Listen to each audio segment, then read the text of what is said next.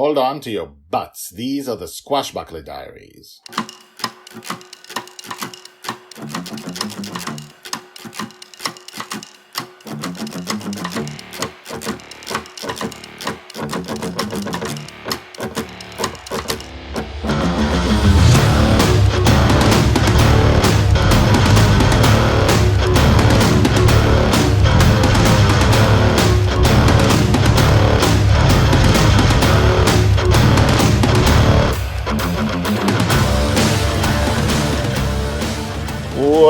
Welcome back. My name is Guy Hasson and you are listening to the Squashbuckler Diaries podcast, the daily epic fantasy podcast about Joy, Shelley, the girl who lives in dreams. We follow her from birth to death. We see her life every day at ages 2, 3, 4, 5, 6, and we will move on to 7, 8, 9, 10, 15, 20, 25. Who knows how far she'll get? Who knows how old she'll get? We don't know yet, but we will follow her life all the way through, a life of adventure, because that's the life she leads.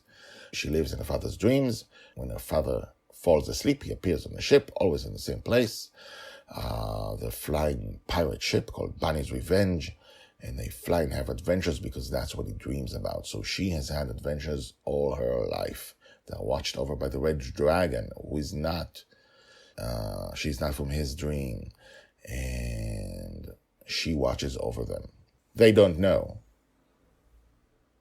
They think she's just another dragon in an adventure, but they don't know that she's not from the dream. Anyway, for the last few episodes, we have seen a lot of problems started by the evil forest fairy king, who is imprisoned in an infinite prison in the belly of the ship, one of the villains who stays behind when Justin wakes up. Why do they stay behind? We don't know yet. We saw the seed of doubt. This is episode, I think, 6 of this arc, sown by the evil forest fairy king, and we saw what happened as a result. We also saw that General Hawk, another villain who has befriended Joy from age 2, which is something we've seen grow over time in the podcast, we saw him threaten the evil forest fairy king that if he messes with her mind again, he will die. And the evil forest fairy king wasn't really scared because, he's far away and imprisoned. Like, he can't even see the evil forest fairy king. In any case, knowing all of that, let's see what happens now. Episode 201, A Villain Wins. Joy's age 5, told by the Red Dragon. It was the day after Dragonfather taught Dragonlil a lesson in leadership. And after that lesson, it turned out badly. Side note, that was episode 196. Moving on. Dragonfather had vanished after the short adventure they had following that lesson. I know he had awoken in his real world, but Dragonlil only knew that he vanishes for long periods of time. As usual, she went down to the infinite prison in the belly of the ship to talk to some villains that have become her friends. As she walked, I heard the evil fairy forest king whisper to her with his grating voice, your father tried to teach you leadership, did he? King, I heard General Hawk's voice rise menacingly. Only a few days ago did he threaten the evil fairy forest king for successfully planting self-doubt in Dragonlil's mind. That was last episode. The evil king ignored the faraway threat. I only say he seems to prepare you to lead. That is good. King, shut your mouth. General Hawk's voice grew fierce. But you have no one to lead, the king continued. Perhaps he's preparing you for the day he will be gone. Gone? Dragonlil's voice was worried. Shut your mouth or die. Gone, like Mary. That is a wise thing, the evil fairy forest king said. And at General Hawk's request, I will say no more. Dragonlil quickly came out of the infinite prison to the deck, clearly rattled. You are dead. My sharp dragon ears heard General Hawk's whisper, a whisper that was too soft to be heard by Dragonlil far below me on the deck. She certainly is, the evil fairy forest king whispered back. It is only a matter of time. I was afraid he was right. Told by the Red Dragon.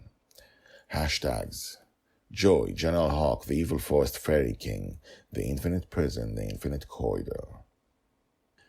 The reason doubt is so dangerous for Joy is because she lives a life of adventure. And if she doubts herself, and if there is a seed so strong within her that makes her unable to fight well the way she has so far, she will die eventually when she is not protected by her father's subconscious. When he's gone, when she's left with villains and he wakes up and she's left alone. We've seen that happen before in the podcast. So, what's going to happen now? We're going to find out tomorrow. So come back tomorrow. And now, the credits. The Squashbuckler Diaries are written and read by me, Guy Hasson. All the tags mentioned in this story are searchable at the website. You can find all the stories there in written form and, in fact, 150 Squashbuckler Diaries more.